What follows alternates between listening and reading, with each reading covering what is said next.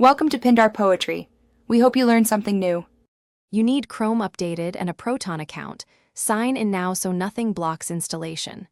Once done, open the Chrome Web Store, find Proton VPN, and add the extension. Pin it to the toolbar for quick access. Make sure you're not running other VPN apps that might conflict.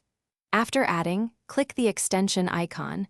The extension will prompt for login. Enter your Proton credentials and allow any permission requests so the extension can manage secure connections and browser routing. Once logged in, start with Quick Connect if you want a safe, optimized server immediately.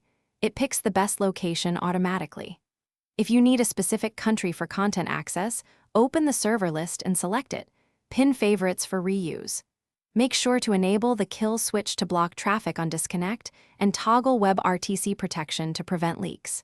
If you only want certain tabs routed through Proton, configure split tunneling or per site rules so only desired traffic uses the VPN. Finish by testing your connection. Visit an IP check page to confirm your IP and DNS have changed. If pages load slowly or the extension won't connect, first reconnect and relaunch Chrome, then clear browser cache and retry. If that fails, disable other security extensions and reinstall Proton VPN's extension to reset settings. As a last step, export or capture the extension logs and contact Proton support. They can diagnose persistent handshake or account-related issues quickly. Thanks for watching. Consider subscribing if we helped you.